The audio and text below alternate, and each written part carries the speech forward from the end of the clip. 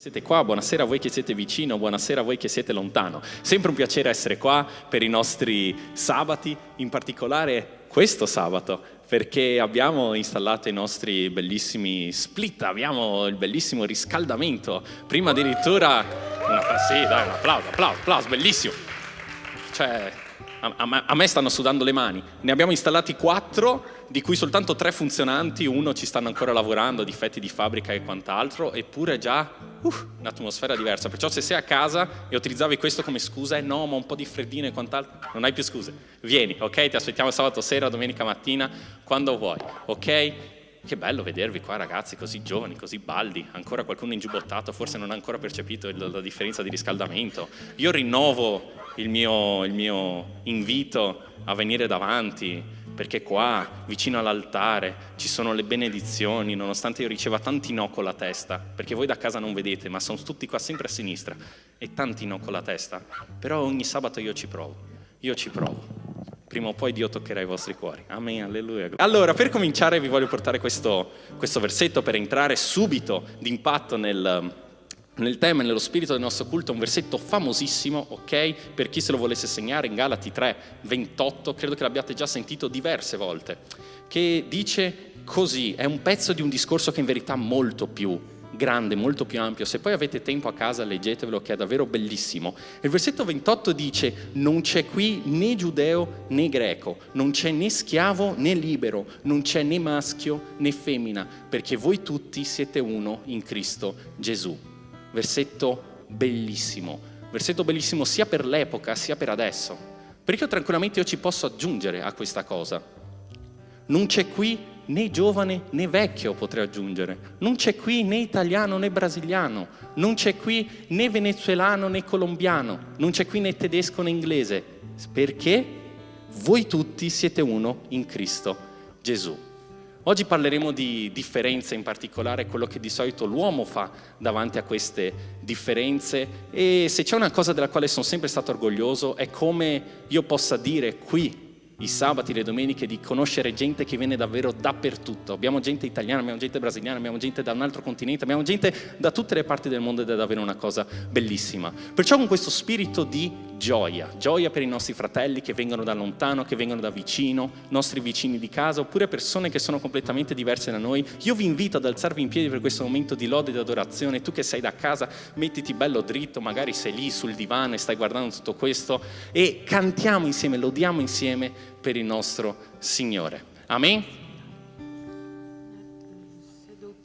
Un po' più carichi vi voglio, qua fa troppo caldo, riportiamo il freddo, che così la gente si sveglia.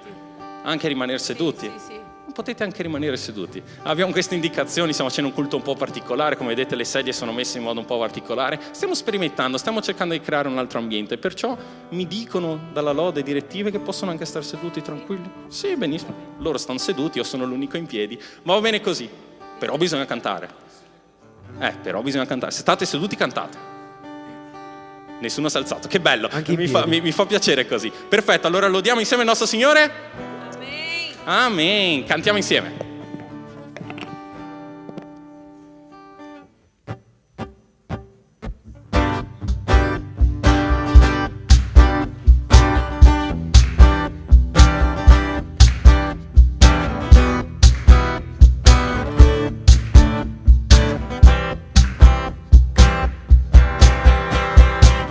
Io ti cerco, vengo a te, Signore.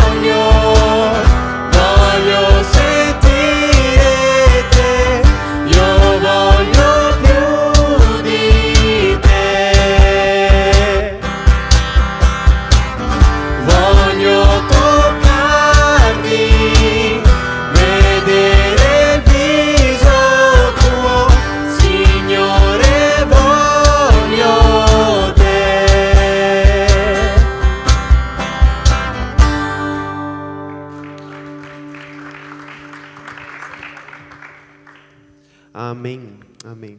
Adoro il fatto che anche se abbiamo attaccato tutte le sedie siete tutti di qua comunque, bellissimo. Va bene, adesso canteremo Vedo la gloria del Signore e è una musica che ci aiuta a vedere un po' come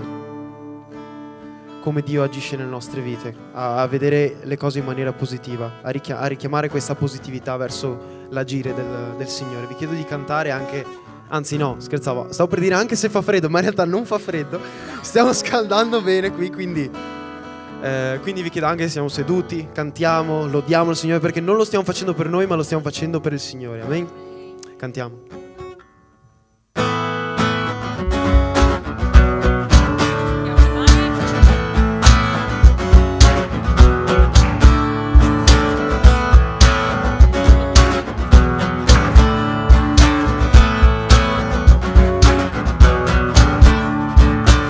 Vedo la gloria del Signore oggi qui, la sua mano e il suo potere su me. I cieli aperti oggi contemplerò, la sua gloria oggi qui scenderà. Vedo la gloria del Signore oggi qui, la sua mano e il suo potere su me. I cieli aperti oggi contemplerò, la sua gloria oggi qui scenderà. Voglio vedere adesso il suo potere, la sua gloria la mia vita inondare. Alzo le mani e lo riceverò, loderò il suo nome perché sento il suo potere su me. Voglio vedere adesso il suo potere, la sua gloria la mia vita inondare. Alzo le mani e lo riceverò, loderò il suo nome perché sento il suo potere su me. Parara, para, pararara, parara, parara, para, pararara. Vedo la gloria del Signore oggi qui, la sua mano e il suo potere su me. I cieli aperti oggi contemplerò, la sua gloria oggi qui scenderà. Vedo la gloria del Signore oggi qui, la sua mano e il suo potere su me. I cieli aperti oggi contemplerò, la sua gloria oggi qui scenderà. Voglio vedere adesso il suo potere, la sua gloria la mia vita inondare. Alzo le mani e lo riceverò, loderò il suo nome perché sento il suo potere su me. Voglio vedere adesso il suo potere, la sua gloria la mia vita inondare. Alzo le mani e lo riceverò, loderò il suo nome, loderò il suo nome, loderò il suo nome perché sento il suo potere su me.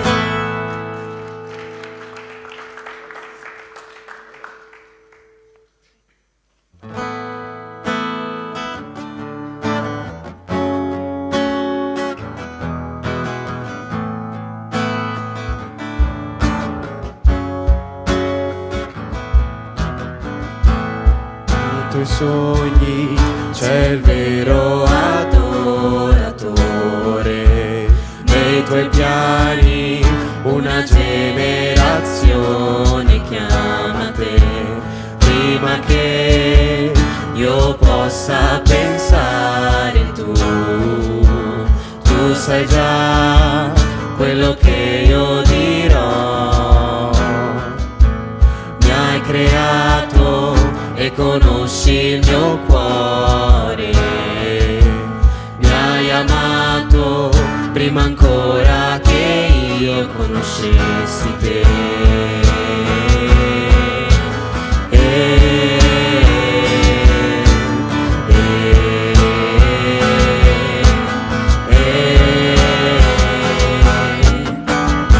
Solo tu conosci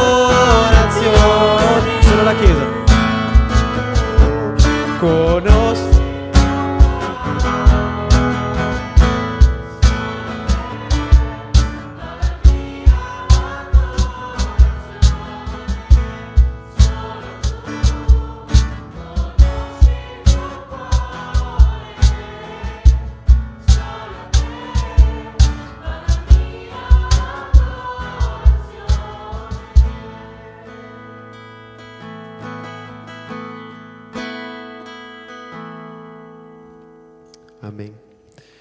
Allora, adesso canteremo Sono nato per adorare, ed è, dal mio punto di vista, una delle canzoni che più mi colpisce da quando sono piccolo, perché è una musica relativamente vecchia e mi ricorda il perché io sono nato e perché sono cristiano. Molte volte nelle nostre vite ci dimentichiamo, in mezzo alle difficoltà, in mezzo ai problemi delle nostre vite, ci dimentichiamo di adorare veramente il Signore. Molte volte chiediamo tanto, ovviamente non è sbagliato chiedere, però molte volte chiediamo tanto e ci aspettiamo molto, però non ci rendiamo conto di cosa veramente dobbiamo fare, cioè adorare il Signore, perché noi non siamo nulla davanti a Dio, davanti alla sua volontà, e quello che Lui ci chiede, una delle cose che Lui ci chiede è adorarlo. Possiamo adorarlo con le nostre voci, possiamo adorarlo con le nostre vite, con le azioni che facciamo. E in questo momento specifico noi qua stiamo cantando, stiamo lodando il nostro Dio, e vi chiedo che con le vostre voci voi possiate innalzare un'adorazione vera che viene dal vostro cuore. Non siamo qui semplicemente per cantare e tirare fuori parole dalle nostre bocche senza saperne veramente il significato, il motivo. Noi siamo qui per dare un'adorazione vera dal nostro cuore a Dio. Quindi vi chiedo in questo momento di cantare, vi chiedo in questo momento di dare i vostri cuori a Dio totalmente, che il vostro cuore possa cantare, guidarvi. Fatevi lasciare andare dallo Spirito Santo. Amen. Cantiamo.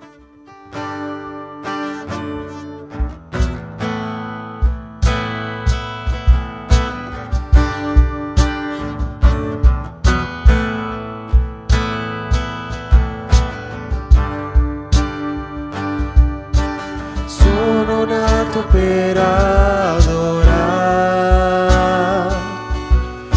sono nato per adorare, per proclamare la gloria del Signore, per essere un vero adoratore. Sono nato per sono nato per adorare, per proclamare la gloria del Signore, per essere un vero adoratore, per adorarti, Signore, per adorarti, Signore, per adorarti, Signore, per adorare.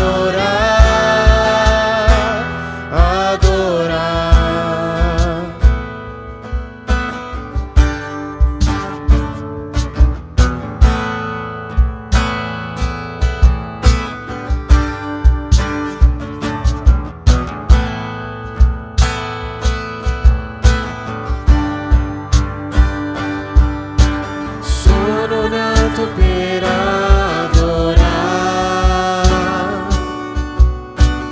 sono nato per adorare, per proclamare la gloria del Signore, per essere un vero adoratore. Sono nato per adorare, sono nato per adorare, per proclamare la gloria del Signore, per essere un vero adoratore, per adorarti, Signore,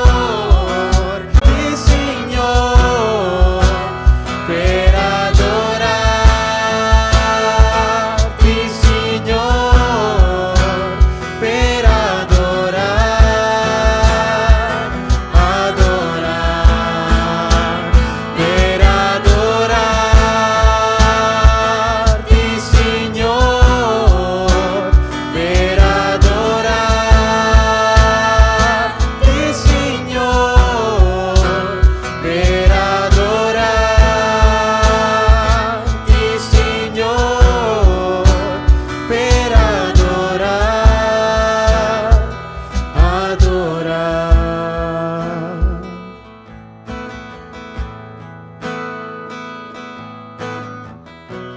Vi vedo questo momento di chiudere i vostri occhi e pregare per concludere questa lode. Padre, ti ringrazio, Signore, ti ringrazio per questo momento, Padre, ti ringrazio, Padre, perché possiamo essere qui tra fratelli, Signore, e lodarti, Padre. Ti chiediamo di aprire i nostri occhi, Signore, aprire i nostri cuori, Padre, per quella che è la tua volontà, Signore. E ti chiedo, Signore, di darci la forza per adorarti nei momenti più difficili, Padre. Noi non siamo niente davanti a te, Signore. La nostra volontà davanti alla tua, Signore, è minima, Padre. Ti ringrazio, Padre, per questi momenti, Signore, perché noi non ci meritiamo di avere l'onore di lodare te, un essere così grande, Signore, che ci ha creato quando poteva anche non farlo, e ci ha creato per amore, Signore. Io ti adoro in questo momento, Signore, e ti chiedo che ognuno di noi, Padre, possa con le sue vite, Signore, adorarti, non solo con la voce, non solo cantando, Padre, ma che le loro azioni, Signore, possano riflettere i tuoi insegnamenti, Signore, possono riflettere Cristo e adorarti, Padre, fare la tua volontà, Signore, perché è quello che tu ci chiedi, Signore. E molte volte nelle nostre vite sarà difficile fare la tua volontà, Signore, perché non è semplice, perché sono cose che ci tolgono dalla nostra comfort zone, Padre. Sono cose che sono difficili, Signore, ma ti chiedo di darci forza, Signore, in questi momenti, Signore, di lodarti, di adorarti, Signore, e di renderti l'onore, Padre, perché solo a te va la gloria, Padre. Tu sei grande, Signore. A te sia la gloria per sempre, Signore. Nel nome di Gesù. Amen. Potete sedervi. Potete alzarvi e sedervi. No, scherzo. Ehi, bravo. Mi è piaciuto.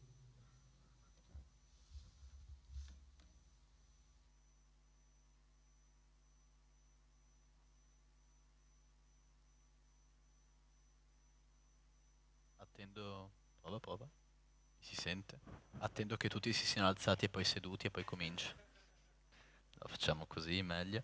Bene, buonasera a tutti. Oggi abbiamo un argomento un po' complesso da portare, da riflettere, perché questa sera parliamo di razzismo.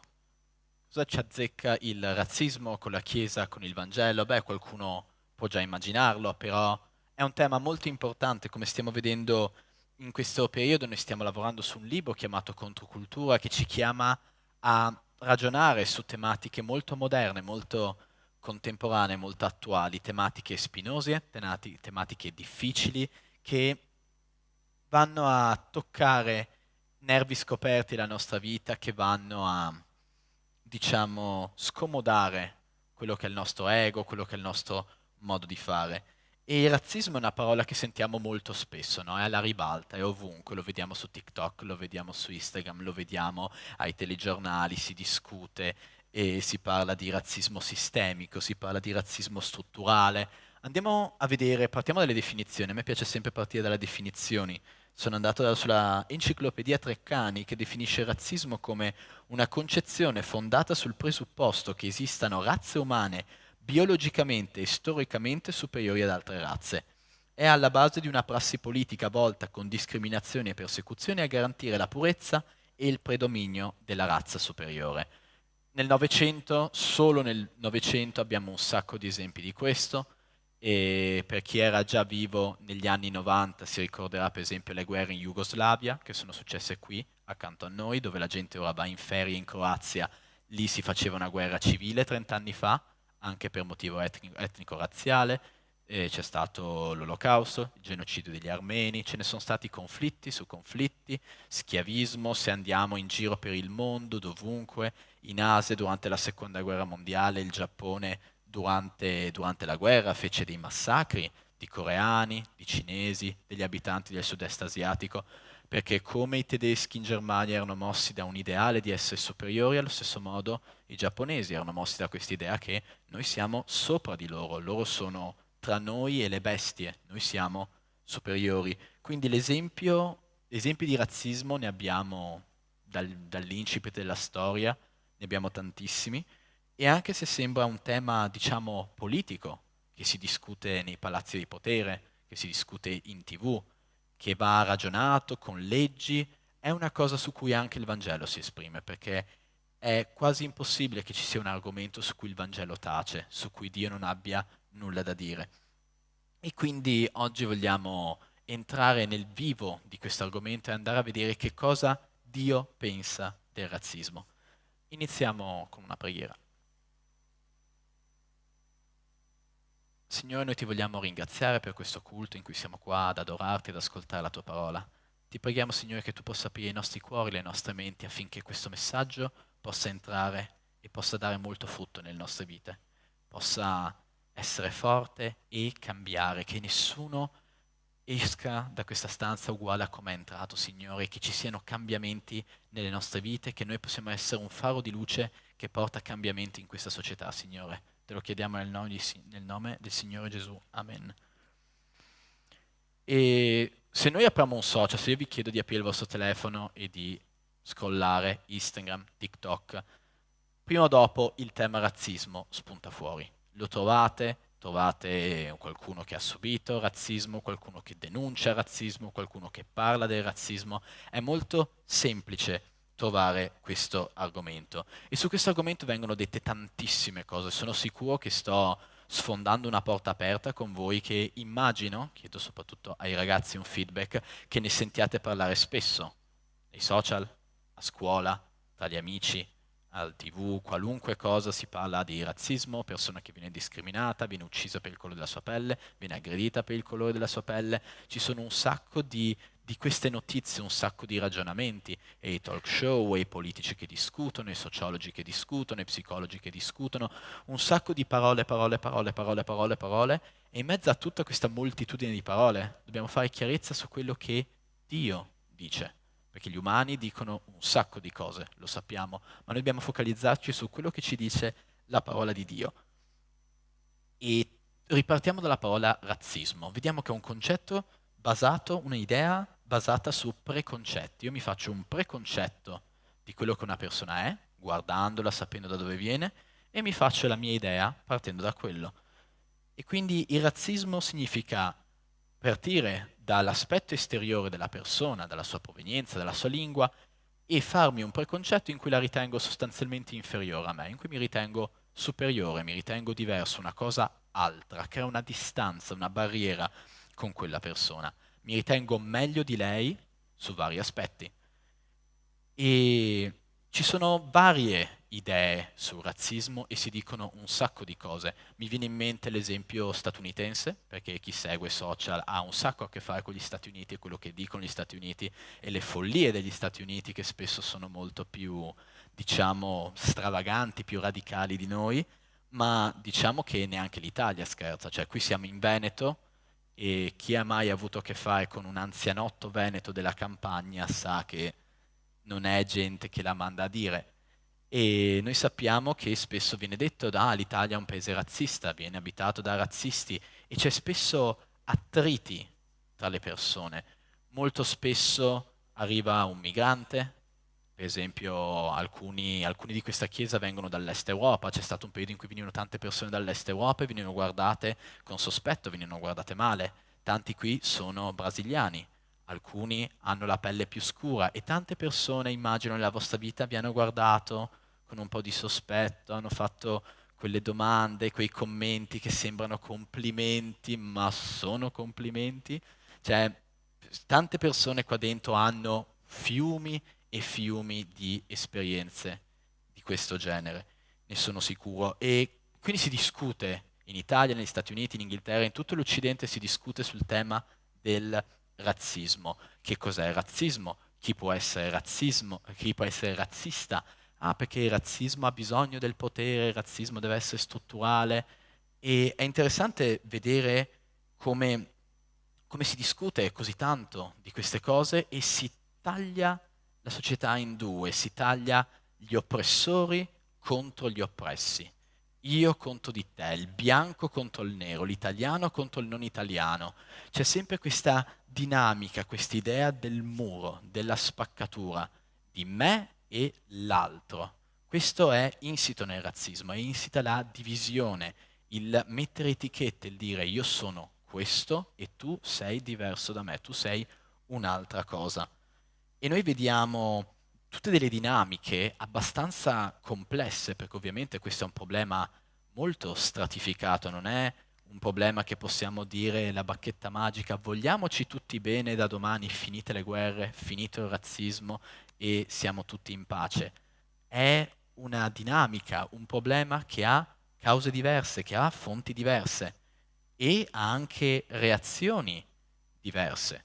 Per esempio, vediamo che ci sono delle reazioni che vanno verso, diciamo, più il conflitto, con più un'idea di ritorsione, una giustizia come, noi abbiamo sofferto questo, noi neri oppressi, noi stranieri oppressi abbiamo sofferto questo da parte vostra, bianchi oppressori, e quindi noi vi dobbiamo tornare tanto quanto. Voi ci dovete ripagare, voi dovete chiedere scusa per quello che i vostri antenati hanno fatto. Ci sono delle dinamiche che sempre rimarcano il conflitto ed è molto difficile andare a rispondere alla domanda come debello il razzismo, come tolgo il razzismo dalla mia società, come rendo la mia società più inclusiva, più sana, più equa, più paritaria. Tante volte noi vediamo davvero un continuo attrito tra le persone e delle proposte, delle risposte che spesso falliscono, che spesso vanno a essere ipocrite, a essere sbagliate. Mi veniva l'esempio che stavo ascoltando negli scorsi giorni di certe grandi aziende del multimedia statunitense che hanno detto, sì, abbiamo visto che la maggior parte dei dipendenti che assumiamo sono maschi bianchi, questa cosa deve cambiare. E quindi loro hanno iniziato a cercare attivamente persone diverse. E uno può dire che anche questo è razzista. È razzista per dire, non voglio te che sei maschio bianco, voglio quella perché devo avere una certa quota di donne nere che mi hanno detto dall'alto che devo avere. Ci sono soluzioni di questo genere, sono giuste, sono sbagliate, è un tema molto divisivo. E quindi noi vediamo una dinamica molto complessa che spesso viene inquadrata in questo modo, in dove c'è un oppressore, come abbiamo detto, c'è qualcuno che ha il potere, qualcuno che esercita il razzismo e che opprime qualcuno che riceve questo, che ne è la vittima. Quindi la vittima si ribella, diciamo, chiede giustizia e l'oppressore viene costretto, viene invitato, viene comunque portato a sistemare, a rimediare, a rimborsare la vittima di quello che è successo. Sembra giusto, no? Sembra una chiusura del cerchio, sembra una cosa equa. Ma noi vediamo che il razzismo ha questa caratteristica molto velenosa, oserei dire, che ha intrinsecamente questa modalità che funziona così. Prendi le colpe di una singola persona e le estendi a tutto il suo popolo, no? Le colpe di uno ricadono su tutti. Noi lo vediamo che questo è un modo, diciamo, protettivo dell'essere umano di ragionare. È una tattica di difesa dell'essere umano. Io sono stato discriminato da una persona bianca, da una persona italiana, perfetto, nella mia mente io registro, l'italiano è razzista, il bianco è razzista e mi discrimina. Altra cosa che vediamo molto spesso. Un ragazzo marocchino è entrato in una casa e ha rubato. Nella testa di tutti viene salvata questa mentalità. Marocchino, giovane, maschio, è pericoloso, se lo vedo ci sto alla larga. E noi vediamo anche su altre tematiche questa cosa, per esempio sul sessismo, quando si parla della cronaca. Un uomo ha ucciso la sua compagna, la sua moglie. Nella testa delle donne è naturale pensare, uomo maschio, pericoloso, pericolo, mi può uccidere, e quindi di fronte a un maschio c'è immediatamente quell'etichetta. Oppure anche quando si parla tra maschi, sì, la mia moglie da 20 anni che stavamo insieme mi ha tradito. Etichetta, donna, traditrice, inaffidabile. Prossima volta che interagisco con una donna, le stampo questa etichetta con cui lei non c'entra niente. E quindi qual è la radice di questi pensieri? Qual è la radice di questi pregiudizi che noi ci facciamo sulle persone? Perché quando noi iniziamo ad entrare in questa dinamica dei bianchi contro i neri, italiani contro stranieri, e potete davvero prendere tutti i posti del mondo e trovare un'etnia contro l'altra, una città contro l'altra, un popolo contro l'altro, con differenze etniche, linguistiche, del colore della pelle. Davvero, andate ad esplorare le culture, le storie in giro per il mondo e troverete tantissime storie di questo genere. Si prende l'altro e lo si riduce al suo colore della pelle, alla sua provenienza, al suo popolo, alla lingua che parla, facendo di tutta l'erba un fascio. Uno, ma come tutti gli altri, sono tutti uguali, sono tutti la stessa cosa. Ed è un segno interessante dei nostri tempi vedere che con questa dinamica che si è creata di razzismo e antirazzismo è una mentalità che permea da entrambe, diciamo, le parti del conflitto. Questo l'abbiamo spesso visto sui social, lo potremmo vedere anche questa sera. Una persona potrebbe tranquillamente guardare questa live e dire: tu non ti puoi permettere di parlare di razzismo perché tu sei un maschio bianco e tu non hai idea di che cosa sia il razzismo. Non so che esperienza avete voi online, io ho visto ragionamenti di questo genere. Ah, tu non puoi usare questo vestito perché non è della tua cultura, tu non puoi fare questo discorso perché la tua razza non può provare il razzismo. Solo io noto il sarcasmo intrinseco di questa frase. Eppure c'è chi lo dice seriamente. C'è chi lo dice seriamente. E quindi, se noi pensiamo all'essere umano, come dicevo, piace mettere le persone dentro un'etichetta, dentro una casella, perché è più facile mentalmente dire: ah, un nero si è comportato così, tutti i neri si comportano così, è meno faticoso. Magari c'è il nero che è più gentile con me, il nero che è meno gentile con me. Chi se ne frega? Il mio cervello dice: sono tutti cattivi e io ho risolto il mio problema. Ho fatto più veloce. È così che ragiona il nostro cervello. E quindi noi dobbiamo capire che la generalizzazione è uno strumento di sopravvivenza. Il razzismo è proprio radicato nell'essere umano. È una cosa profondamente umana. L'umano tende ad odiare l'altro, chiunque esso sia, perché l'essere umano è carnale, la nostra carne è peccaminosa. Quindi se noi pensiamo che questo problema tra 200-300 anni sarà debellato, ci stiamo illudendo. L'essere umano ha l'odio, la rabbia e la divisione dentro di sé per la sua natura, proprio perché la fonte del razzismo è il peccato. È il peccato. Non convinciamoci che il razzismo non riguarda me, ma riguarda lui, riguarda lei, è un problema a cui io sono immune. No, perché questo genere di pensiero viene dal peccato e ogni essere umano è peccatore. Satana è colui che vuole che noi ci odiamo gli uni gli altri e la nostra carne è felicissima, la nostra carne piace odiare.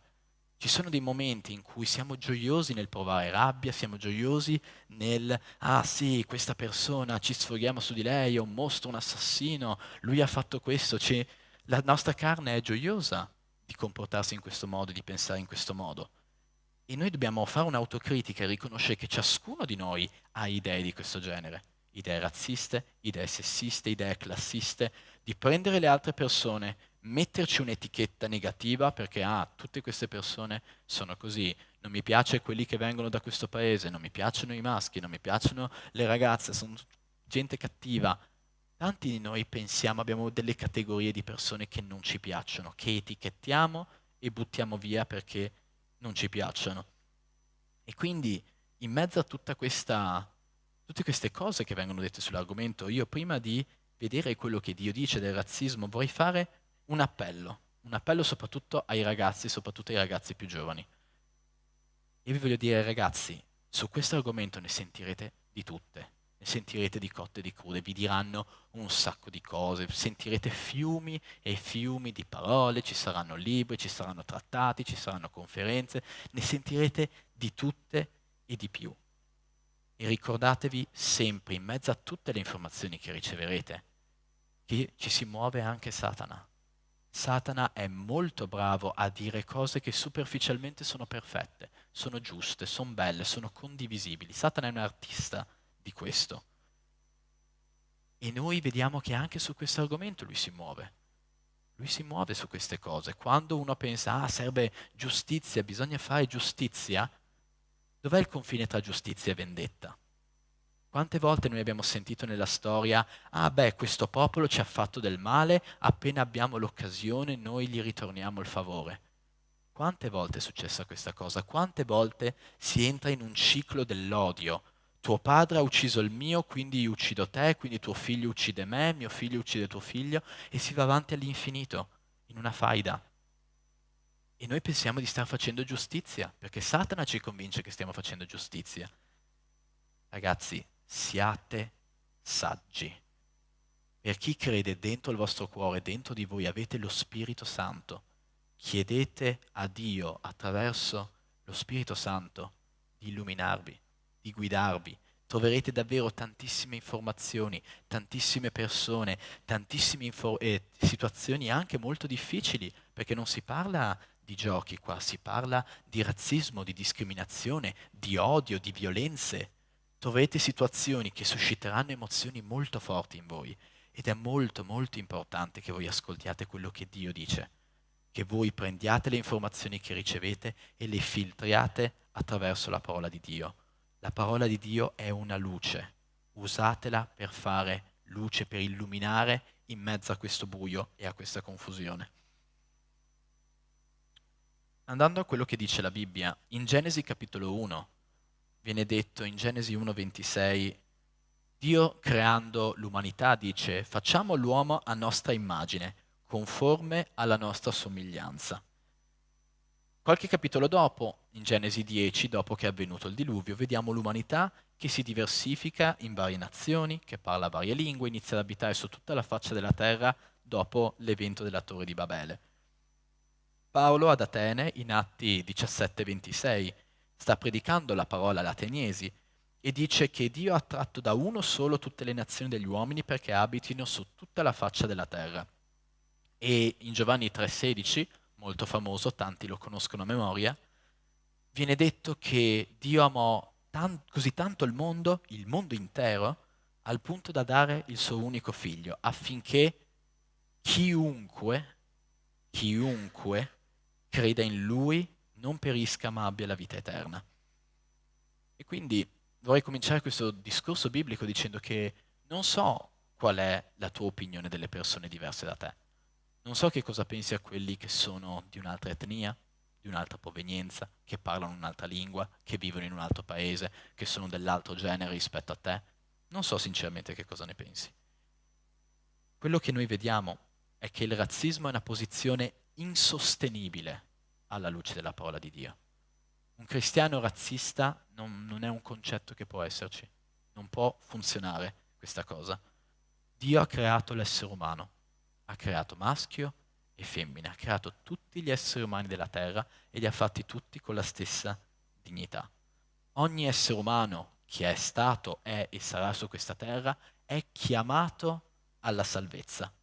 Alla fine del Vangelo di Luca, in Luca 24,47, è scritto che nel suo nome, nel nome di Gesù, si sarebbe predicato il ravvedimento per il perdono dei peccati a tutte le genti. Dice a quali genti? Genti bianche, genti nere, genti asiatiche, africane, dell'America Latina, a tutte le genti, tutta la terra. Cristo nel Vangelo dice che è venuto prioritariamente per i giudei. Sì, lui era il Messia promesso ai giudei, ma non solo. È venuto per salvare anche tutto il resto dell'umanità. Nella lettera ai Romani Paolo parla di questo. Sia i giudei che i gentili, cioè i non giudei, sono peccatori che hanno bisogno della salvezza. Leggiamo da Romani 3, versetti 9 e 10, in cui Paolo scrive: che dire dunque? Noi siamo forse superiori? No, affatto, perché abbiamo già dimostrato che tutti, giudei e greci, sono sottoposti al peccato. Come è scritto, non c'è nessun giusto, neppure uno. Non c'è nessun giusto. Chi può dire, ah ma io sono di una razza superiore, io sono un gradino sopra rispetto agli altri, perché io sono il bianco della grande civiltà europea? Beh, perfetto, non sei giusto neanche tu, sei peccatore pure tu, sei bisognoso della grazia di Cristo pure tu. Questo è molto, molto importante da capire, perché noi dobbiamo, quando guardiamo un'altra persona, pensate a persone che tendenzialmente non vi piacciono, di cui avete un'opinione negativa, persone che le guardate e cambiate strada. Dio ha creato anche quella persona lì. Dio ha voluto quella persona lì, l'ha desiderata, ha pensato voglio che questa persona esista. E Cristo ha versato il suo sangue per quella persona. Quando Cristo è andato sulla croce per l'umanità intera. Poi che l'umanità rifiuti quello che è successo sulla croce, sta a ciascuna persona. Ma Gesù è morto per ciascuno, di qualunque etnia, di qualunque provenienza, maschio o femmina, di qualunque epoca. E quindi la domanda un po' provocatoria, le domande un po' provocatorie che voglio farvi questa sera è: chi sei tu per ritenere inferiore o indegno un essere umano che Dio ha creato? Chi sei tu per maltrattare qualcuno per il quale è stato versato il prezioso sangue di Gesù? Queste sono le domande che dobbiamo farci di fronte al tema del razzismo. E qui noi vediamo, da questo punto in poi, che la risposta al razzismo che viene dal mondo e che viene da Dio sono radicalmente diverse. Perché molto spesso il mondo ha un ragionamento basato sulla colpa e sull'espiare questa colpa. E noi vediamo che spesso il mondo si rivolge a una giustizia che in realtà è ritorsione. I tuoi genitori hanno commesso questa colpa e tu devi pagare per questo. E noi vediamo anche che il mondo chiederà sempre di più, troverà sempre un nuovo motivo di colpa per te e dovrai espiare ed espiare ed espiare sempre di più. Vediamo soprattutto in Occidente questa cosa, che tu fai il bene, combatti il razzismo, combatti l'omofobia, il sessismo, la transfobia, fai tutte queste cose, fai tutto perfetto alla lettera, sei una persona modello per gli standard contemporanei, ma poi ti fermi con tutto quello che ricevi, tutto quello che ti dicono, e su una cosa dici, no, beh, ma su questo io non sono d'accordo, qui io traccio la malina, non sono più d'accordo con te. E improvvisamente a valanga vieni ritenuto un mostro. È come se tu fossi in disaccordo su tutti i punti. Questo è successo, per esempio, a una famosa autrice di libri per ragazzi. Questo è successo qualche tempo fa. Questa donna era un'icona del femminismo, veniva guardata perché lei era una femminista e tante guardavano a lei per questo. Ma ad un certo punto è iniziato tutto il movimento in favore delle persone transessuali e lei ha detto no, io non sono d'accordo con questa cosa. E questa donna è stata fortemente aggredita per questo, anche da persone che erano femministe come lei. Lei è stata, come termine moderno, cancellata per quello che riteneva su questo, anche se su tutti gli altri argomenti era d'accordo, su questo no, e quindi è crollata completamente. La giustizia del mondo è un pozzo senza fondo, è una bestia che non potrai alimentare per sempre. E noi lo vediamo con le celebrità che sono famose, un loro tweet è molto più importante del nostro, ma è una cosa che rappresenta la mentalità del mondo, la giustizia del mondo che non si accontenta mai, che vuole sempre di più. E come funziona Dio, invece? Dio ti giustifica per grazia mediante la tua fede. Dio ti rinnova completamente. Dio prende una cosa che è morta e la rende viva. E Dio sa che noi non stiamo al passo. Dio sa che noi facciamo cose buone, cose giuste, poi cadiamo e facciamo cose sbagliate. E quando noi cadiamo, che cosa fa Dio? Ci toglie la grazia e ci getta all'inferno? No, ci rialza con pazienza, con mansuetudine, con amore. Una volta che ti sei ravveduto, il passato non conta più. Dio vede le sue creature. Dio vede in noi i suoi figli che noi possiamo essere. Lui vede il buono dell'umanità. Ovviamente Dio è giusto ed è prontissimo a punire il peccato e a mandare all'inferno chi deve essere mandato all'inferno. Ma Dio vede il bene in noi, chiama tutti noi all'essere salvati, al suo progetto.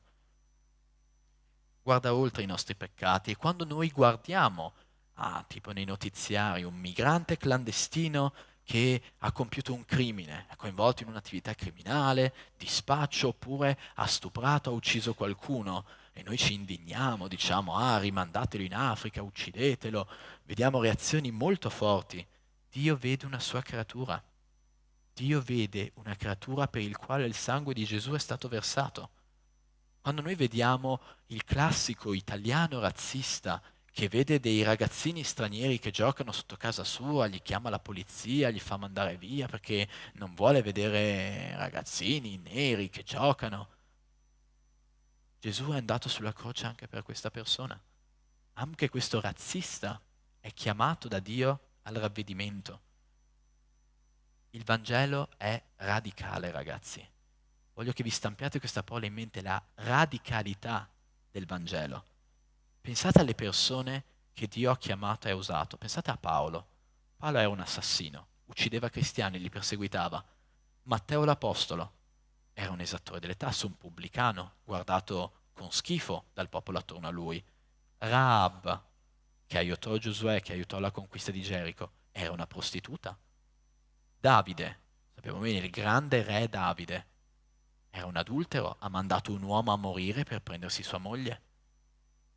Questa è gente che se noi ragionassimo con la logica del mondo, la impiccheremmo, la distruggeremmo, non avremmo nulla a che fare con loro, ma Dio li ha presi e li ha usati per la sua gloria. In tutta la storia del cristianesimo si sono convertiti ladri, assassini, schiavisti, stupratori. Pensate al peggio, voglio che pensiate al peggio dell'umanità. Le cose peggiori che l'umanità ha da offrire, Cristo ha chiamato alla redenzione quel peggio. Cristo è venuto per mettere le mani nello schifo dell'umanità, non per chiuderlo fuori, lontano dagli occhi, lontano dal cuore. Cristo è venuto su questa terra per redimere e salvare. E come abbiamo visto prima, tu che mi ascolti, non sei superiore a queste persone. Non lo sei, perché tutti abbiamo peccato e siamo privi della gloria di Dio. Ogni uomo è un peccatore che ha bisogno di un Salvatore e quel Salvatore si chiama Cristo Gesù. Noi e le persone là fuori. Noi non possiamo avere spazio per le vendette. Ma quella persona è stata razzista, mi ha insultato, la deve pagare, deve soffrire per quello che ha fatto. Ma quel migrante è venuto nel mio paese, l'abbiamo accolto e appena avuto l'occasione ha fatto un crimine. Io adesso lo prendo e lo risbatto nel Mediterraneo e non me ne frega niente. No. Dio dice, lascia a me le vendette. Le vendette spettano a Lui. Se Cristo è pronto a perdonare le persone, perché noi dobbiamo ragionare diverso? Noi dobbiamo ragionare come Cristo, essere anche noi pronti a perdonare. Se Cristo è venuto per portare la guarigione alle persone, anche noi dobbiamo portarla. Non entrare in dinamiche di divisione e di odio. Non entrare in una dinamica di noi e loro, io e gli altri, la mia razza contro la loro razza, il mio popolo contro i loro popoli. Non entrare in queste dinamiche, rompile, esci fuori da queste dinamiche, porta la grazia e la pace del Vangelo di Cristo, che va oltre le razze, va oltre i confini, va oltre a tutto questo, come è stato detto all'inizio. Giudeo, greco, uomo, donna, vecchio, giovane, Cristo è per tutti, il Vangelo è per tutti. La parola di Dio è molto chiara. Di due popoli, dice la parola, ne ha fatto uno. Leggiamo insieme da Efesini, capitolo 2, versetti dal 13 al 18, in cui Paolo parla proprio di questo argomento. E ricordate, quando parla di greci, lui parla di tutta l'umanità non ebraica. Parlava del popolo di Israele e di tutti quelli che non appartenevano al popolo di Israele. Se tu non appartieni al popolo di Israele, quando dice greci sta parlando anche di te. Leggiamo insieme. Ma ora in Cristo Gesù, voi che allora eravate lontani, siete stati avvicinati mediante il sangue di Cristo. Lui infatti è la nostra pace. Lui che dei due popoli ne ha fatto uno solo e ha abbattuto il muro di separazione, abolendo nel suo corpo terreno la causa dell'inimicizia. La legge è fatta di comandamenti in forma di precetti, per creare in se stesso dei due un solo uomo nuovo, facendo la pace, per riconciliare tutti e due con Dio in un corpo unico mediante la sua croce, sulla quale fece morire la loro inimicizia. Con la sua venuta ha annunziato la pace a voi che eravate lontani e la pace a quelli che erano vicini, perché per mezzo di lui gli uni e gli altri abbiamo accesso al Padre in un medesimo spirito. Ci sono razze del mondo che vengono escluse? Ci sono etnie, popoli, qualcuno che viene escluso da questo? Gli africani vengono esclusi? Gli asiatici vengono esclusi? Americani? Qualcuno? Per le sue colpe, per i suoi crimini, magari persone che non sono degne? Chi è chiamato è salvato. Questo è quello che conta, indipendentemente dalla sua provenienza. E quindi, tornando a quello che dicevamo all'inizio, noi viviamo in un'epoca davvero molto, molto complessa e ce ne rendiamo conto. Alzi la mano chi è figlio di qualcuno che non è italiano, che ha il papà o la mamma non italiana, o entrambi. Sono la maggioranza di questa Chiesa, davvero la maggioranza. E noi vediamo che abitiamo in un'epoca in cui l'immigrazione è un tema centrale. Da quando c'è stata la situazione della primavera araba, alcuni di voi erano giovanissimi quando è successo, attorno al 2011, è iniziato un flusso di immigrazione dall'Africa e dal Medio Oriente che è stato molto importante, milioni di persone che sono andati verso i confini europei. E questa predica non vuole risolvere questo tema così dall'oggi al domani, perché quello è un tema che riguarda tutti i popoli, riguarda i governi, riguarda leggi, riguarda organizzazioni sovranazionali. È una cosa che non possiamo risolvere così, con un unico discorso. È un tema molto, molto complesso e non possiamo risolvere questa crisi semplicemente parlandone qui stasera. Ma il tema di questo sermone è vedere quello che tu che mi stai ascoltando, puoi fare verso lo straniero, verso il migrante. Dio chiama tutti alla redenzione. Spero che questo sia chiaro. Non c'è un essere umano che non sia chiamato alla redenzione. Il Vangelo è per tutti e nessuno di noi si può permettere di dire no, a questa persona non predicherò il Vangelo, non lo merita. Non esiste. Ogni essere umano deve ricevere il Vangelo. Cristo è andato sulla croce per tutta l'umanità, inclusi i migranti che sono arrivati e stanno arrivando nel nostro paese. Negli scorsi sermoni abbiamo visto che Dio si prende cura del povero, della vedova, dell'orfano. Dio ha sempre avuto molto a cuore le categorie più fragili, più deboli. E allo stesso modo mette anche lo straniero tra le categorie di cui lui ha molta, molta cura. Nel Salmo 146, versetto 9, viene detto che il Signore protegge i forestieri, il Signore protegge gli stranieri, il Signore protegge gli immigrati. Quindi vediamo che Lui ha una cura molto specifica per queste persone. Quando voi guardate nei video delle persone sui barconi che scavalcano i confini, Dio ha cura di quelle persone e vuole che noi abbiamo cura di quelle persone. Quando nella legge di Mosè lui parla del tema degli stranieri, degli immigrati in Israele, il Signore dice: prendetevene cura, perché voi eravate stranieri in Israele e io mi sono preso cura di voi. Poi nei Vangeli, con la parabola del buon samaritano, che è molto interessante, vi consiglio di leggere, è in Luca capitolo 11, e vi raccomando di leggere quel passaggio, perché il samaritano agli occhi del popolo di Israele erano degli stranieri idolatri. Era gente inaffidabile, gente con cui non volevi nulla a che fare. I giudei, quando dovevano viaggiare, evitavano la Samaria. Rendiamoci conto. E questa persona, Gesù la prende e ne fa un esempio di bontà, un esempio di mettere in pratica la parola di Dio. Rendiamoci conto di quanto rivoluzionario è Cristo. Il buon samaritano è il prossimo dell'uomo che viene picchiato dai briganti. È colui che se ne prende cura, colui che lo ama. E questa storia viene usata da Gesù per spiegare qual è il versetto più importante, quali sono i comandamenti più importanti della parola di Dio. Uno dei due è: ama il prossimo tuo come te stesso. Ama il prossimo tuo come te stesso. Questo è ciò che insegna il Vangelo. Noi possiamo provare a nasconderci dietro un dito, come facevano i farisei, e dire: chi è il mio prossimo, Signore? Il mio prossimo è la mia famiglia, il mio prossimo è la mia chiesa, non certo quel disgraziato che viene qui con un barcone, io non ho nulla a che fare con lui, non è lui il mio prossimo. E va detto che la parola di Dio ci dice che noi dobbiamo prenderci cura prioritariamente di chi è vicino a noi, ma non solo. Leggiamo dalla prima lettera a Timoteo, capitolo 5, versetto 8, in cui viene detto: se uno non provvede ai suoi e in primo luogo a quelli di casa sua, ha rinnegato la fede ed è peggiore di un incredulo. Quindi sì, il Signore non chiede che noi vendiamo la nostra casa, la nostra macchina, i nostri vestiti, ogni cosa per aiutare le altre persone. Bisogna esserci equilibrio, ma non usiamo questo versetto, questa parola, questa idea per nasconderci dietro un dito. Noi dobbiamo aiutare gli ultimi, i bisognosi, i disperati. Non puoi essere cristiano solo a parole, devi essere cristiano con le tue azioni, mostrare e vivere il tuo amore verso gli altri. È diverso da te? Amalo. È un razzista? Amalo. Ti ha fatto del male? Amalo. Questo insegna il Vangelo. Questo è quello che ci insegna Cristo. Prenditi cura della tua famiglia, della tua chiesa, ma non fermarti lì.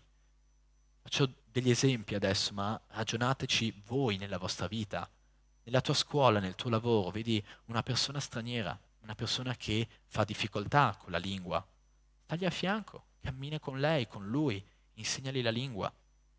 Vieni a sapere che nel tuo paesino, nel tuo paese, nella tua città, ci sono degli immigranti arrivati da poco che hanno necessità di trovare un lavoro, gli manca cibo, vestiti, non conoscono la lingua, devono imparare. Organizzati con la Chiesa e aiuta. Ci sono tante testimonianze. Nello studio che vedete dopo viene anche riportata la testimonianza di una chiesa statunitense che ha fatto questo. Ha visto una situazione, ha visto delle persone che soffrivano, dei migranti che erano lasciati là a loro stessi, e questa chiesa si è fatta avanti. Ci saranno critiche? Sì, ci saranno insulti, ci saranno pericoli, perché quando vai a aiutare i disperati trovi condizioni di povertà, di droga, di violenza. Ci sono situazioni di pericolo. Ma come abbiamo detto, Gesù va a toccare il peggio delle persone, va a mettere la mano nelle loro ferite e chiama il suo popolo a fare lo stesso, chiama il suo popolo ad andare dove c'è bisogno. È bello avere una chiesa pulita, illuminata, calda e stare qua a lodare insieme, ma che senso ha quello che predichiamo se lasciamo la gente fuori, nel dolore, nella sofferenza, perché ci disgustano, perché non vogliamo avere a che fare con la loro sporcizia? Dobbiamo assisterli. Dobbiamo assistere chi ha bisogno, anche se è faticoso, anche se vuol dire metterci in discussione. Non creiamo muri alle persone. Cerchiamo di avere una relazione vera con chi è diverso da noi. Come ha detto Samuel, noi abbiamo la ricchezza di venire da tanti luoghi diversi, esperienze diverse, culture diverse, modi di pensare diversi, ed è ancora più facile litigare in queste condizioni.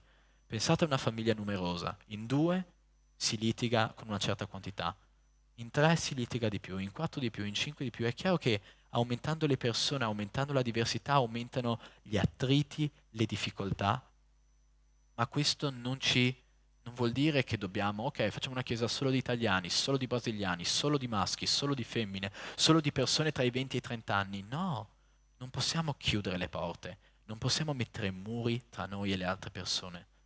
Dobbiamo creare una connessione vera, mettere da parte il nostro orgoglio, il nostro ego, i nostri pregiudizi, le nostre idee, la nostra rabbia, la nostra rancore verso le persone, prendere in mano il Vangelo di Cristo e a consegnarlo anche a chi ai nostri occhi non lo merita, perché non lo meritavamo neanche noi quando l'abbiamo ricevuto.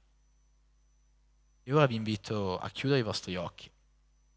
Invito tutti a chiudere i vostri occhi, perché quello che ti voglio chiedere prima di fare la preghiera finale è, chiamiamolo, un esame di coscienza, un esame di te stesso. E ti invito a ragionare sulla tua vita. Ragiona sul tuo cuore. E la domanda che ti voglio fare è: quanti preconcetti hai sulle altre persone? Ci sono persone che disprezzi solo perché hanno un determinato colore della pelle? O perché sono maschi piuttosto che femmine? O perché hanno una specifica provenienza che tu disprezzi, che ti disgusta? Oppure per il loro stato sociale, più poveri, più ricchi di te, e magari li disprezzi per questo. O al contrario, guarda dentro il tuo cuore, porti rabbia per le ingiustizie che hai provato, quelle volte che ti hanno insultato, che ti hanno discriminato, che ti hanno guardato dall'alto in basso perché eri diverso da loro. Come ti sei sentito? Porti ancora rabbia per quei momenti? Vorresti vendicarti? Vorresti fargliela pagare? Invece al contrario, hai inflitto ingiustizie di questo genere a qualcuno? Ti rendi conto di aver discriminato qualcuno, di averlo insultato per ciò che è, da dove viene, per il colore della sua pelle, per la lingua che parlava? Hai amarezza nel tuo cuore perché ti sei sentito escluso, isolato, lasciato fuori? Cerca molto attentamente. Hai rabbia verso qualcuno perché ti ha escluso, perché ha messo un muro tra te e lui? Oppure guardi le tue mani e riconosci che quel muro l'hai costruito tu, che sei stato tu che hai chiuso fuori una persona, l'hai isolata, l'hai spinta via, magari con barriere linguistiche, magari chiudendo il tuo gruppo di amici a questa persona, tagliando ogni rapporto con lei, con lui, semplicemente perché era diverso da te, perché non volevi un rapporto con questa persona e l'hai tagliata fuori. Hai di fronte a te queste situazioni, il male che hai fatto e il male che hai ricevuto. E quello che ti voglio invitare a fare questa sera è prendere entrambi questi mali e metterli ai piedi del Signore. Ti invito a chiedere perdono per il male che hai fatto, per le persone che hai maltrattato, i muri che hai costruito, le ingiustizie che hai guardato e che hai lasciato là, senza dire nulla. Ti invito a chiedere il perdono al tuo Signore per questo. E ora dall'altra parte io ti invito ad andare al tuo dolore, la tua rabbia, il tuo desiderio di giustizia, di vendetta, il tuo desiderio di rivalsa sulle persone che ti hanno fatto del male. E ti invito a prendere questo sentimento e metterlo ai piedi di Gesù. Chiedi al Signore Gesù di insegnarti a perdonare queste persone, di insegnarti ad amare anche chi fa del male, anche chi è cattivo, anche chi è crudele,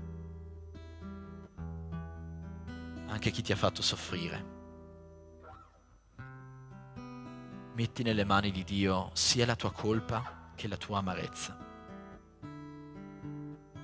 Ora, andando verso la preghiera conclusiva, noi viviamo in un mondo ingiusto, un mondo che è regnato dal peccato e dall'egoismo. In questo mondo così cattivo, così buio, Cristo ti sta chiamando a essere luce e sale. E ora voglio pregare insieme a te. Non so come tu ti immagini la faccia di Dio, ma ti chiedo di visualizzarla di fronte a te in questo momento. Visualizza la faccia di Dio e prega a Lui. Signore, noi ti ringraziamo per questa parola. Ti ringraziamo, Signore, perché in un mondo di difficoltà, di problemi, di divisioni, tu porti un messaggio di guarigione, di unità. Signore, dove noi vediamo una persona che ci disgusta, che odiamo, tu vedi una tua creatura, Signore.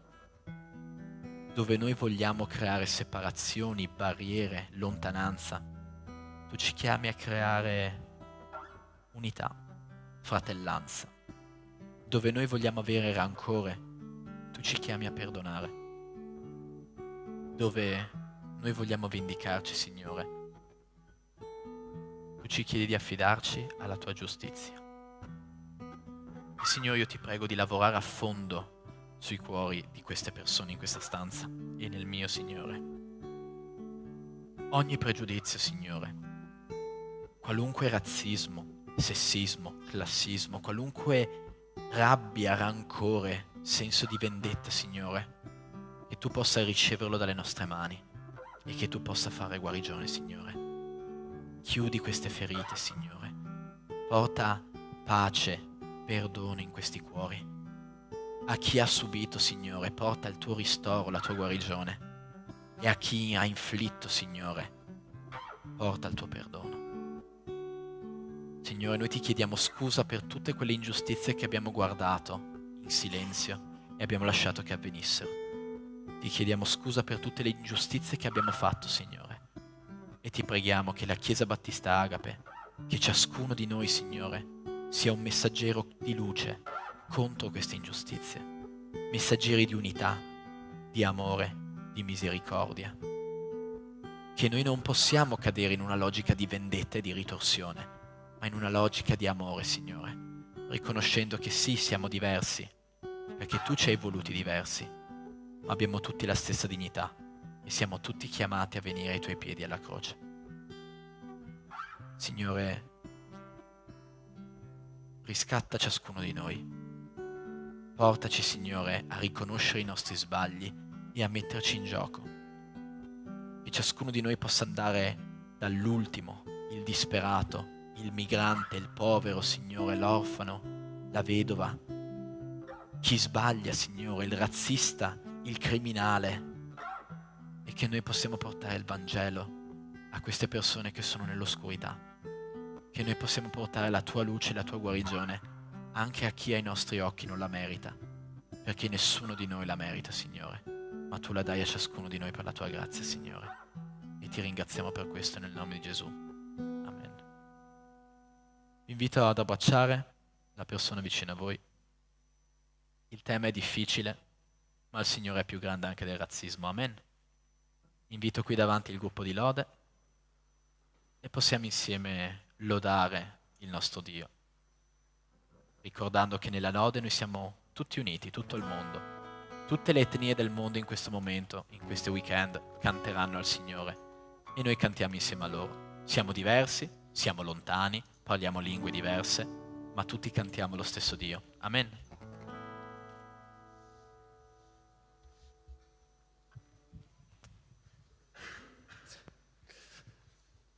Allora, in questo momento avremo il nostro momento di offerte, ok?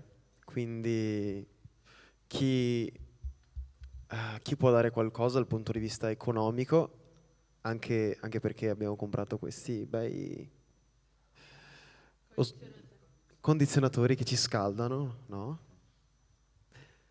E per supportare anche la Chiesa da questo punto di vista, perché sicuramente serve. È una parte anche quella importante per la nostra Chiesa. E adesso canteremo e niente.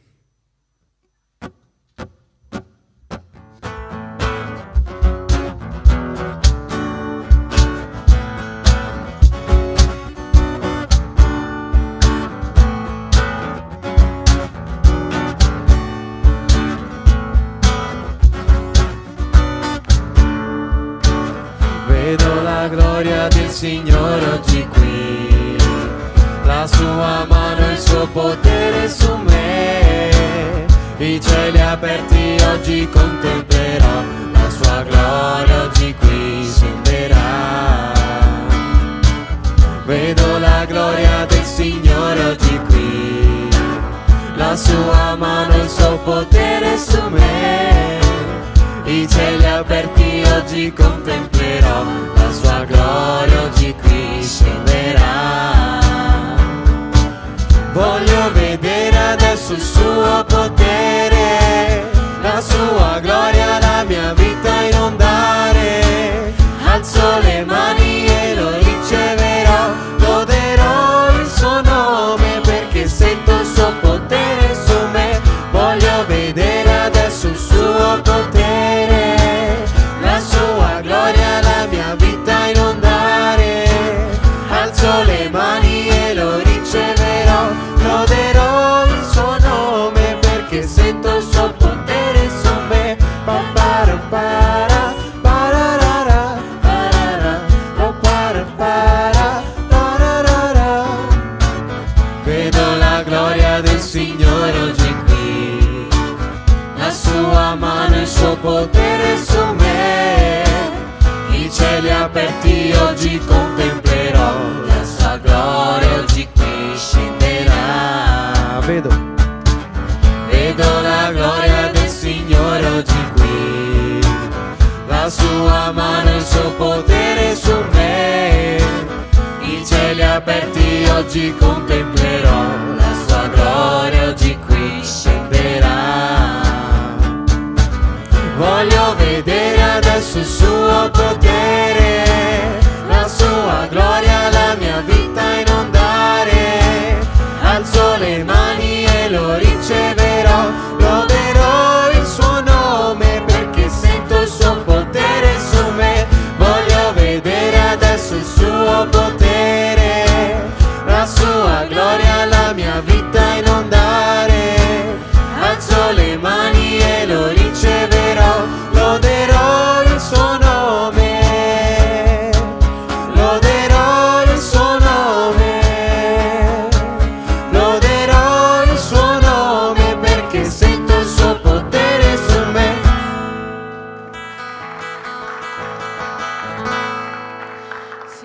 nostro Padre, ti ringraziamo Signore Gesù per questa serata, grazie per la parola che ha portato adesso Emanuele, che possiamo anche adesso discutere nei nostri gruppi. Padre, che tu possa benedire le nostre vite sempre di più. Padre, grazie per queste offerte, ti ringraziamo per quello che fai nelle nostre vite, nel tuo nome, amen.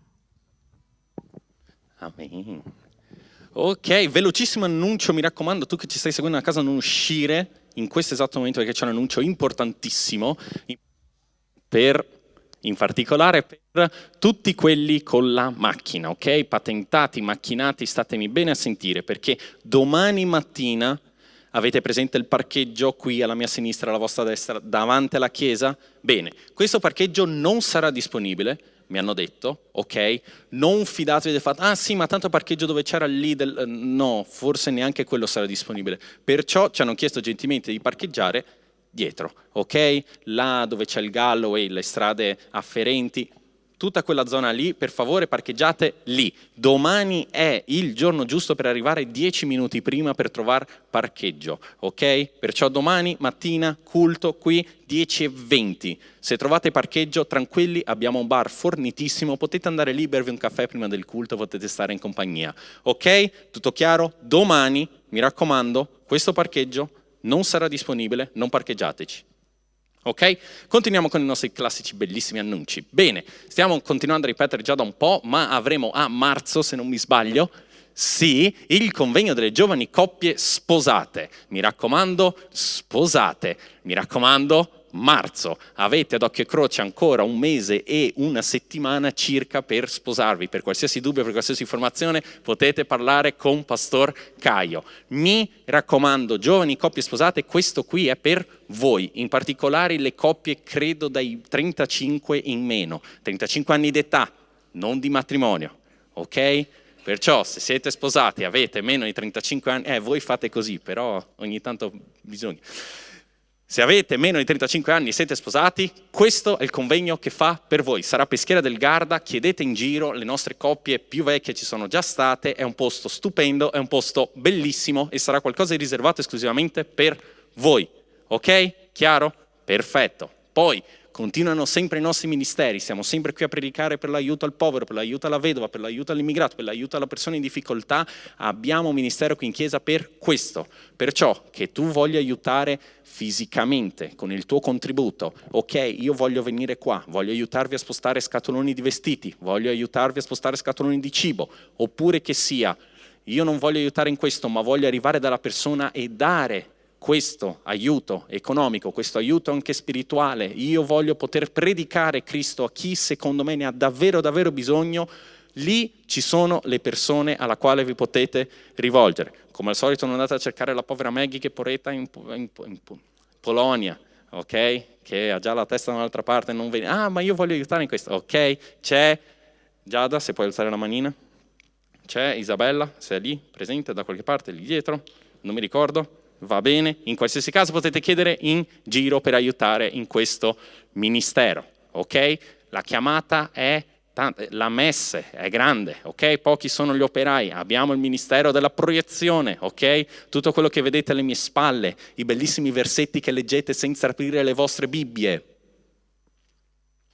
Tutto questo è grazie al bellissimo ministero della proiezione. Perciò volete aiutare, volete servire in chiesa, non sapete dove iniziare, il ministero della proiezione è un ottimo posto dal quale iniziare. Chi qua non ha mai toccato un computer in vita sua, alzi la mano? Perfetto. Quindi siete tutti abbastanza abili da poter andare e aiutare. Per qualsiasi informazione potete rivolgervi ad Emanuele, ok? Con la manina bella alzata.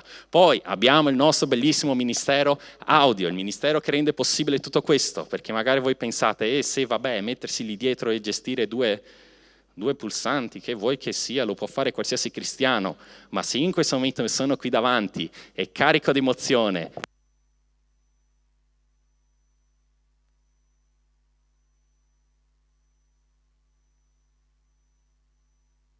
ok? Non è così semplice come sembra. Perciò, se potete aiutare, vi prego, aiutate. Per questa informazione c'è Bruno, per qualsiasi informazione c'è Riccardo. Potete sempre parlare a loro. Oh no, ho paura. bravo, noi predichiamo una legge fatta di gente coraggiosa, perciò raccogli coraggio e va, e buttati, ok? Per favore? Ottimo, grazie per il vostro incredibile aiuto. Poi i nostri eventi non finiscono qui. Signori, io ormai sto cominciando a perdere il fiato, io non ho più una certa età. Ma abbiamo il nostro bellissimo prayer camp. Ok, dai, chiederò ai pastori di tenere ancora un po' l'aria perché vi vedo più carichi quando qua fa un po' più di calduccio, ok? Abbiamo già le date disponibili, perciò se avete in mente ferie con gli amici, ferie con la famiglia e quant'altro, potete adesso dire un grandissimo no. Sono occupato, purtroppo io sarò a questo campeggio. Purtroppo per chi? Purtroppo per te che tu non ci sarai. Io ci vado. Perciò mi raccomando, segnatevi quelle date, fate una foto col vostro telefono, segnatelo nel vostro calendario, nelle vostre agende, il nostro campeggio per gli adolescenti. Sarà a Santa Giustina, a Belluno, conosciamo già la struttura, conosciamo già il posto. Mi raccomando, principalmente alle persone che sanno perfettamente, che sto parlando a loro, di venire carichi, di venire pronti, di venire con una borraccia d'acqua bella grande. Le persone sanno. Probabilmente anche tu che mi stai guardando a casa hai già capito, ma va benissimo così, ok? Poi abbiamo adesso a febbraio, ok? Un incontro delle coppie. Esatto, ok. Ce l'abbiamo il 16, perciò, di nuovo, coppie sposate, Mi raccomando, no? È la fidanzatina dell'altro ieri. Tranquilli, avete tempo per sposarvi fino al 16 febbraio. Facilissimo. Per qualsiasi informazione sempre potete parlare con i pastori. Io non mi assumo nessuna responsabilità, ok? Quindi, uomini, avete paura che le vostre mogli vi chiedano di portare nel ristorante scicchettone da 50 euro? Bene, questa è la vostra scappatoia, ok? Vicino a San Valentino, se avete idee. Donne, volete fare qualcosa con il vostro uomo e quest'uomo non vuole uscire dal divano? Beh, forse se vai in un posto con altri uomini sposati, magari lo riuscite a convincere, ok? Perciò coppie sposate di qualsiasi età, di qualsiasi etnia, di qualsiasi provenienza socio-economica, sociale, siete invitati all'incontro delle coppie il 16 febbraio qui, alle 8:30, dopo il nostro culto. No, mi hanno detto dove. Ah no, scusate. Sì, ecco, quello. Quel posto là, che vedete, dov'è? Pizzeria Don Matteo. Alcune coppie già lo conoscono. Andate a parlare con loro, ok? Oppure con i pastori. Poi, sempre a febbraio, abbiamo la domenica numero 25. Il nostro secondo incontro di botta e risposta, Q&A, question and answer, come altro lo vogliamo chiamare, se non con il suo proprio nome, Pathfinder, bellissimo nome, ok? Avremo il nostro incontro qui, dopo il culto, verso l'1:30, ok? L'idea è stare qui, finisce il culto, si mangia un panino, bam, si parte. E voi direte, mamma mia, che fretta c'è, tanto abbiamo comunque 2 ore per parlare, scorsa volta per poco non ne abbiamo toccate 3 di ore. Perciò siete tutti caldamente invitati a questo incontro nella quale si discuterà un po' di tutto, ok? Portate dubbi, portate le vostre Bibbie, portate il vostro quadernino degli appunti, portate un amico, portatevi un panino, un secondo panino per mangiarlo dopo, ok? L'importante è che voi ci siate a questo incontro 25 febbraio qui in chiesa a Treviso. Credo di aver detto tutto. Ok, prima di andare a casa vostra, ok, io ho bisogno di un valido aiuto. Per favore alzino la mano tutti gli uomini sotto i 20 anni. Sotto i 20 anni? Uomini sotto i 20 anni. Ne abbiamo 1, ne abbiamo 2, ne abbiamo 3, 4, 5.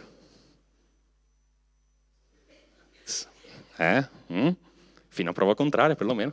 Ok, perciò uomini sotto i 20 anni, per favore rimanete qui. Mi aiutate con le seggioline a metterle di nuovo a posto, ok? Tutti gli altri sono caldamente invitati ad alzarsi, prendere le proprie cose e, indovinate un po', andare nei nostri studi e nei nostri incontri. Volete parlare con i vostri amici che non vedete da una settimana? Wow, sì, bellissimo, stupendo, perché qua fa calduccio anche negli studi. Li salutate dopo, ok? Abbiamo tempi.